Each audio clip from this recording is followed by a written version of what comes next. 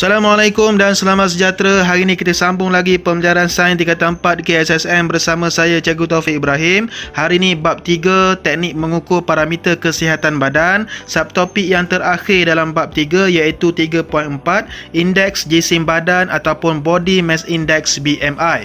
So dalam 3.4 indeks jisim badan, body mass index BMI, kita ada dua standard pembelajaran. Yang pertama, mengira dan menentukan indeks jisim badan, dan yang kedua, menginterpretasi indeks jisim badan dan membuat keputusan mengenai tindakan yang perlu diambil. So, kita akan teruskan dengan mengira dan menentukan indeks jisim badan dahulu. So, apa itu indeks jisim badan ataupun body mass index BMI? So, indeks jisim badan ialah ukuran jisim badan berbanding ketinggian ataupun ukuran nisbah jisim seseorang terhadap ketinggiannya.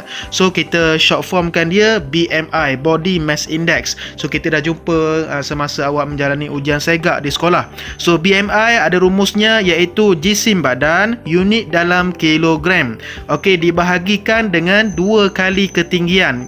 Okey, dalam unit meter, ataupun kita pemudahkan dia, jisim badan dibahagikan dengan tinggi darab dengan tinggi. So unitnya akan menjadi kilogram per meter negatif 2. Okey, so mudah saja. Indeks jisim badan kita perlu timbang dan kita perlu ukur ketinggian kita. Itu sahaja caranya, kita dah biasa buat semasa ujian segak. Alright, seterusnya kita tengok sikit contoh macam mana nak mengira dan menentukan indeks jisim badan. Katakan kita ada seorang Pak Karim dan seorang lagi kita ada Abang Roy. So ini ialah mereka punya maklumat lah. Okey, Pak Karim mempunyai ketinggian 154 cm dan mempunyai jisim 94 kg, manakala Abang Roy mempunyai ketinggian 172 cm dan mempunyai jisim 67 kg. So kita kira jisim ataupun BMI. Okey, so BMI ataupun indeks jisim badan, jisim dibahagikan dengan 2 kali ketinggian. Kita pastikan berat ataupun jisim itu mesti dalam unit kilogram dan ketinggian mesti dalam unit meter. So diberi kat sini sentimeter, tukar kepada meter. So 94 bahagi dengan 1.54 meter darab dengan 1.54 meter jadi 39.6. Okey, untuk Abang Roy pula 67 bahagi dengan 1.72 darab 1.72 jadi 22.6. Jadi BMI untuk Pak Karim ialah 39.6, manakala BMI untuk Abang Roy ialah 22.6. Okey, so apa pentingnya kita nak tahu nilai BMI? So kepentingan mengetahui nilai BMI, so BMI adalah satu cara untuk menentukan sama ada kita mengalami masalah jisim badan ataupun tidak. Nilai BMI juga merupakan indikator lemak dalam badan bagi orang dewasa. So kita kena tahu nilai BMI kita, nak tahu kita ni mengalami masalah jisim atau tidak. Jisim kita ni terlebih ke, normal ke ataupun kurang. So ada jadualnya. Okey, ni ialah jadual BMI dan kategori BMI. So kita boleh cek kita punya BMI berpandukan jadual ini. So kalau kurang daripada 18.5, kita termasuk dalam kategori kurang jisim badan. Maknanya kita ni kurus lah. Okey, kalau 18.5 hingga 24.9, kita andaikan kita ni dalam kategori jisim badan unggul terbaik. Okey, ini yang paling kita nak sebenarnya. Okey, kalau kita mempunyai BMI 25.0 hingga 29.9, kita ni dalam kategori berlebihan jisim badan. Okey, overweight. Kalau 30.0 atau lebih dan ke atas, bermakna kita dalam kategori obese. Okey, bahayalah. So kita tengok balik keputusan Pak Karim dengan Abang Roy tadi. So Pak Karim 39.6, Abang Roy 22.6. Kita boleh andaikan bahawa Pak Karim ialah dalam kategori obese kerana lebih daripada 30.0 iaitu 39.6, manakala Abang Roy dalam keadaan jisim badan unggul sebab dia dalam julat 18.5 hingga 24.9 iaitu 22.6. Okey, kajian menunjukkan hayat seseorang BMI yang unggul lebih lama berbanding kurang ataupun lebih jisim. Bermakna dekat sini kita boleh andaikan bahawa Abang Roy lebih hayat. Okey, maknanya dia ni lebih hidup lama lah berbanding dengan Pak Karim. Okey, seterusnya kita pergi kepada carta indeks jisim badan ataupun carta BMI. So di sini kita boleh tengok kategori kita dekat mana, sama ada kita ni kurang jisim, sama ada kita ni dalam kategori normal, berlebihan jisim, obes ataupun obes morbid ataupun obes yang berlebihan. So daripada carta ini kita dapat menilai bahawa nilai BMI bertambah dengan pertambahan jisim badan. So betul juga sebab ketinggian kita ni tak boleh ubah dah. So kalau kita rendah tak boleh jadi tinggi, kalau kita tinggi tak boleh jadi rendah. Yang boleh kita ubah hanyalah jisim badan kita. Kalau makan banyak, jisim bertambah. Kalau kita kurang makan, kita akan mendapat jisim yang kurang. So disebabkan itulah kita kena kontrol kita punya jisim badan.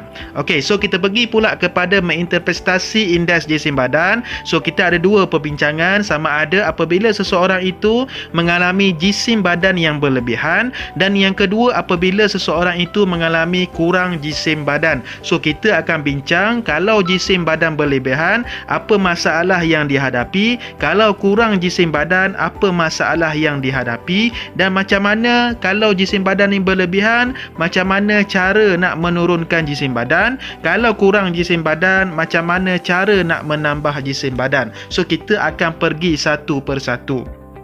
So yang pertama, apabila seseorang itu mengalami jisim badan berlebihan, dia boleh meningkatkan risiko menghidap penyakit yang serius dan berbahaya.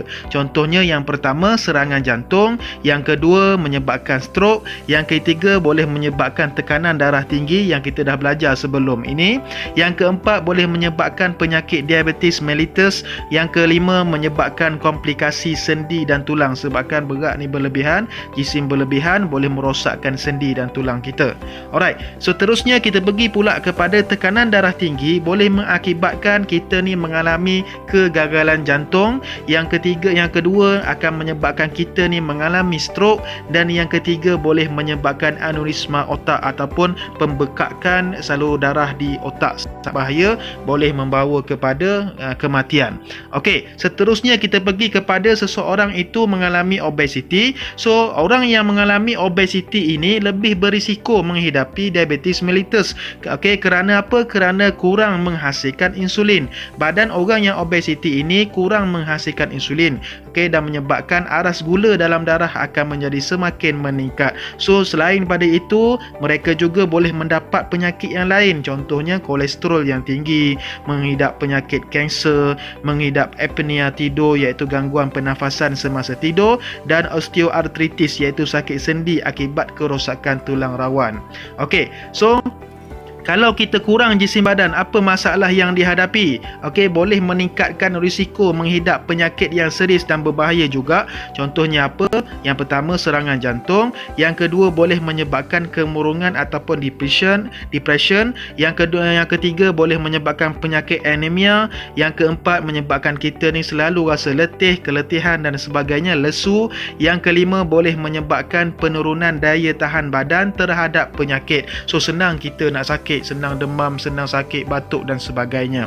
Alright, so macam mana cara kita nak capai dan mengekalkan jisim badan yang unggul? Kalau lebih, macam mana kita nak kurangkan supaya kita capai jisim badan yang unggul? Kalau kurang, macam mana kita nak capai jisim badan yang unggul? Okey, kalau jisim badan berlebihan, kita kena tahu cara untuk menurunkan jisim badan ke arah jisim badan yang unggul. So cara yang pertama, kita pantau dan rekod jisim badan seminggu sekali. So kita boleh tengok kalau terlebih minggu tu banyak sangat naik, so kita kena kontrol lah makan. Okey, yang kedua, kita mengamalkan konsep pinggan sehat Malaysia, iaitu suku separuh, suku lemak, suku tenaga karbohidrat, dan separuh ialah vitamin, pelawas dan sebagainya.